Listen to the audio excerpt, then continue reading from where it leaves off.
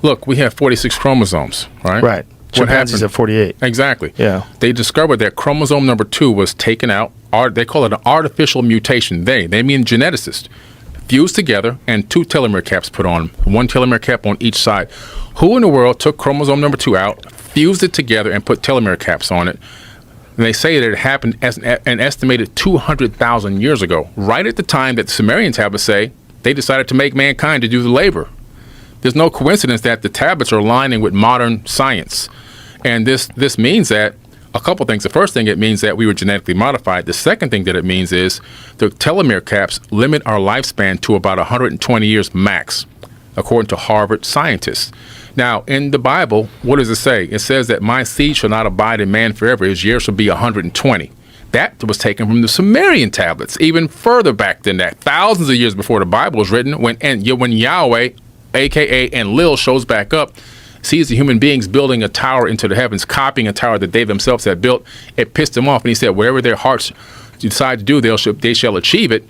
My seed shall not abide in man. His years will be 120. And then he did a genetic modification at that point, I believe, with the telomeres, and he spread mankind out around the planet, and he confused their languages. He had us speaking different languages, so we couldn't collaborate. Now we're in competition, no collaboration, divide and conquer. And there's the Tower of Babel. That's it. That's it, man. So it was all done just to keep us from rising. Yes. We were advancing too fast, and he had to slow us down. If we shorten their lifespan, then they won't have enough time. By the time they realize who they are and what power they have, they'll be dead. And see, that's what's happened to us. So the craziest version of this story is that they genetically engineered us out of lower primates and put us here to mine gold. Mm-hmm. Right. And then established different types of civilizations and taught us how to build things, taught us all these different things. And enough time has passed that we've kind of forgotten.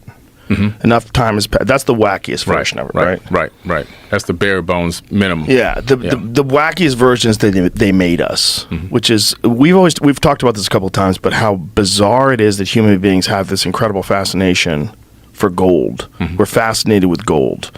Yeah. This fascination with gold is really weird. Mm-hmm. Like, why back when it was basically useless? You couldn't make a knife out of it. Right. You couldn't, like, it didn't make sense that this would be so valuable. Just because it's rare, you're barely alive. Right. We're going, right? We're going back to full-on hunter and gatherer, our ancestors with spears and stone chipped. And then after that, gold emerges, mm-hmm. and it stays. Yeah. It stays forever. Yeah. Now, when you read Zecharia Sitchin's book, he talks about this in the 1970s. Mm-hmm. His description of it was that they needed to suspend gold particles in the atmosphere mm-hmm. because their atmosphere was being destroyed. Right.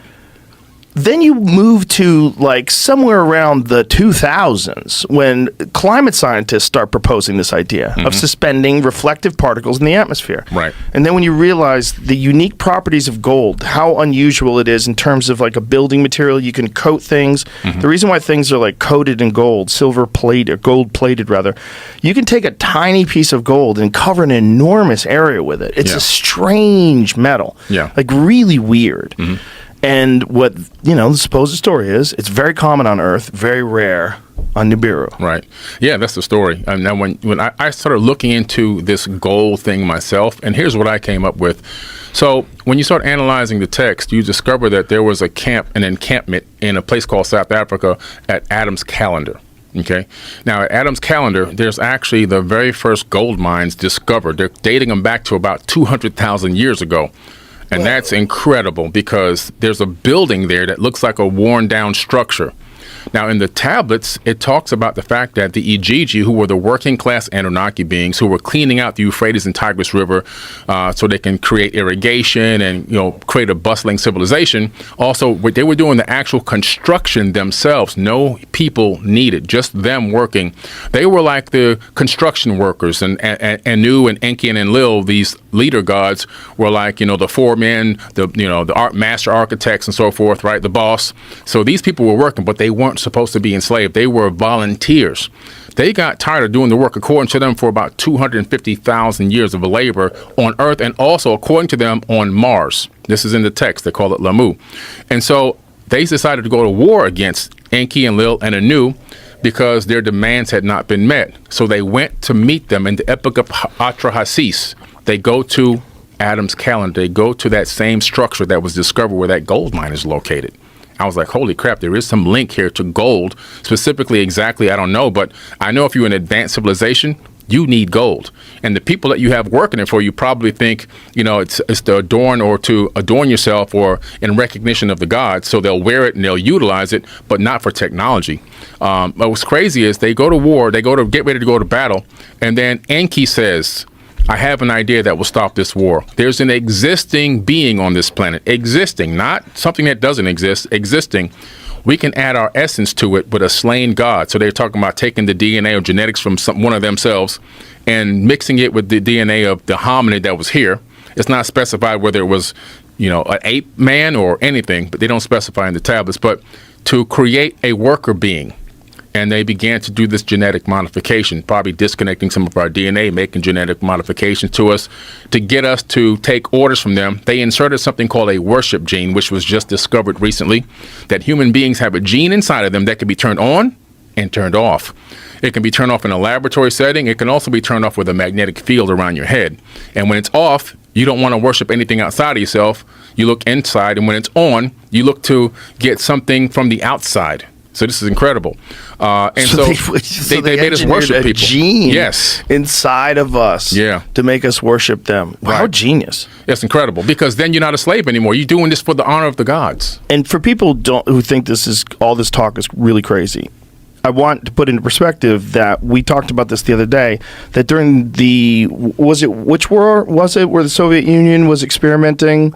It was scientists in the Soviet Union, correct? They're experimenting with creating a chimpanzee human being hybrid that they would probably send to war. Yeah. So instead of having regular people, we would make this monster, this freak, ape man, and send him to war and have him crush the enemies. Yeah. So it's just how crazy is that? They knew how strong chimps are. I got an idea. Let's turn a chimp human, and that way, if he dies, who gives a fuck? Right. We made him.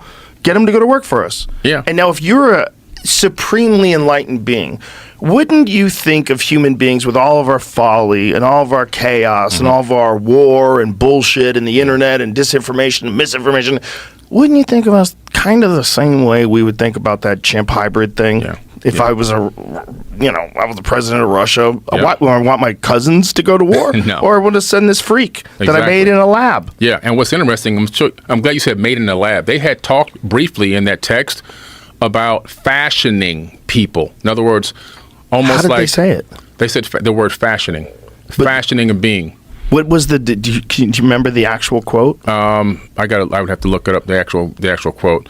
But they describe it as fashion. Fashion, because they said even the lamb hadn't been fashioned yet, so they had fashioned lambs. So they fashioned, and it's also in the Epic of Gilgamesh, they fashioned the friend that Gilgamesh went on the journey with. He wasn't born from a woman's womb. They created him. They created him an artificial being to go on this journey in the Epic of Gilgamesh. So they used that phrase several times in the tablets. But they said, no, wait. So it was almost like that's not a good idea because in some ways it seems as if they had known that the idea of making these too many artificially created people wouldn't be a good idea. Now, they didn't go deeper than that, but you can see where we are today with AI and everything else and these robots that are coming. Maybe they knew something about that, but they decided to take a biological being and genetically modify and program that to do the work, and that's exactly what they did. Well, if they really knew what we would be capable of and that we would be illogical, overpopulation would be a gigantic issue. And in many parts, it's not really that big of an issue here except for in cities, but in many parts of the world, it's the whole country. Yeah. The whole country is New York City, which is just fucking bonkers. And you got to it's actually not true. It's not even that bad, even in China. China has a lot of open space. But when you're in those cities, they are massive and they are filled with people. Yeah. And that is probably what you'd imagine a higher being would do if it was like us, kind of illogical and kind of a little bit reckless and has a little bit too much technology for the average person that didn't develop the technology. But all of a sudden you got some 85 IQ dope who has access to all the things that all these geniuses have created. Yeah. You could figure. We talked to Michio Kaku. He built a nuclear reactor in his house when he was a kid. I heard about that. That was crazy. That's crazy. Yeah, I know. That's so crazy. But there's a lot of different stuff that you can do and have access to technology that is beyond anything you would ever be able to invent with your own mind. But because we share things across the board, you would imagine that if you were an enlightened being from another planet that's a million years more advanced than us, you'd go, I see where this one's going. You know, like you have that cousin who's an alcoholic and then he wins the lottery. Like, oh shit, Derek just won the lottery. Yeah. Fuck. This is gonna be crazy. Yeah. Derek's got $200 million. It's Right. gonna be fucking insane. It's crazy. And they knew they were going outside their own guidelines and their own laws, their parameters, because they made a statement in the text. They said the creator of all is going to punish them, or they would have to answer to the creator of all for what they did here. So, and that lets you know they weren't really gods. They knew themselves that they weren't the creator of the universe, but that they masqueraded as gods on this planet. Just like we did when different versions of human civilization would find primitive tribes, like the cargo tribe, cults. the cargo cult that you talked about in your documentary. That is so fascinating that during World War II, planes landed on these remote places, and these people built mock planes to show like what the thing was that came to visit them that they thought were like gods. Wild. Do you think that if the Anunnaki are real and if Nibiru really exists and there's another planet with highly intelligent beings that are far more advanced than us, if that's the case, do you think there's more advanced and more, just like we are to chimpanzees, they are to us, and then another race is to them, and then it just keeps going on forever until you're God? Absolutely. I believe there's levels to the game, just like there's levels in terms of how we live on this planet. Yeah. We have the first world, second world, third world, just here on Earth. Now, magnify that as a fractal, as a universe as a whole.